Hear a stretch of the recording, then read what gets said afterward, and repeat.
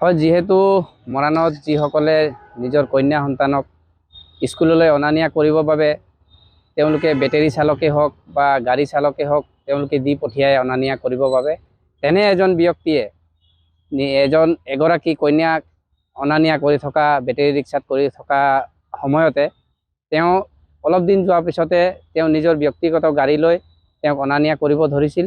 তাৰ পাছতে যিহেতু কন্যাগৰাকী বিকলাংগ হোৱা স্বত্তেও তেওঁ এই নিজৰ পাৰ্চনেল গাড়ীতে অনা নিয়া কৰিছিল। কৰাৰ পিছত তেওঁ সেই চলেৰে তেওঁৰ লগত এক দুষ্কাৰ্য লিপ্ত হৈছিল। অভিভাৱকে গম পোৱাৰ লগে লগে মৰাণ আৰক্ষীক জনায় আৰু মৰাণ আৰক্ষীয়ে সেই ব্যক্তিজনক যোৱাকালি নাহৰকটীয়াৰ পৰা তেওঁক গ্ৰেপ্তাৰ কৰি আনে। গতিকেলৈ তেওঁ মৰাণ চাংমাই গাঁৱৰ বুলি জানিবলৈ পাইছোঁ আমি যিহেতু। আৰু গতিকেলৈ আমি মৰাণ টাউন ভিডিপিৰ ফালৰ পৰা এটাই কথা সকলো ৰাইজক জনাব বিচাৰিছোঁ যে তেনেধৰণে অনা নিয়া কৰা বা কৰিবলৈ দিয়া যিসকল ড্ৰাইভাৰে হওক বা গাড়ী চালকে হওক তেওঁলোকক যাতে তীক্ষ্ণ দৃষ্টি ৰাখে, অন্যথাই এনে ঘটনা দুনাই আকৌ হ'ব।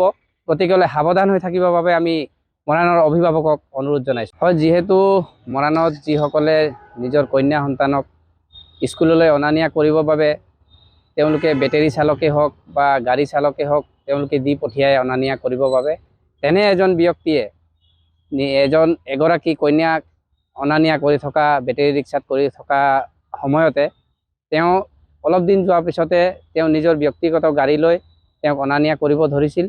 তাৰ পাছতে যিহেতু কন্যাগৰাকী বিকলাংগ হোৱা স্বত্তেও তেওঁ এই নিজৰ পাৰ্চনেল গাড়ীতে অনা নিয়া কৰিছিল। কৰাৰ পিছত তেওঁ সেই চলেৰে তেওঁৰ লগত এক দুষ্কাৰ্য লিপ্ত হৈছিল।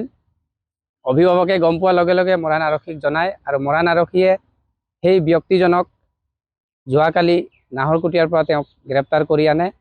গতিকেলৈ তেওঁ মৰাণ চাংমাই গাঁৱৰ বুলি জানিবলৈ পাইছোঁ আমি যিহেতু। আৰু গতিকেলৈ আমি মৰাণ টাউন ভিডিপিৰ ফালৰ পৰা এটাই কথা সকলো ৰাইজক জনাব বিচাৰিছোঁ যে তেনেধৰণে অনা নিয়া কৰা বা কৰিবলৈ দিয়া যিসকল ড্ৰাইভাৰে হওক বা গাড়ী চালকে হওক তেওঁলোকক যাতে তীক্ষ্ণ দৃষ্টি ৰাখে, অন্যথাই এনে ঘটনা দুনাই আকৌ হ'ব। গতিকেলৈ সাৱধান হৈ থাকিবৰ বাবে আমি মৰাণৰ অভিভাৱকক অনুৰোধ জনাইছোঁ। যিকোনো খবৰৰ বাবে যোগাযোগ কৰক আমাৰ এই নম্বৰত 9181 307 221।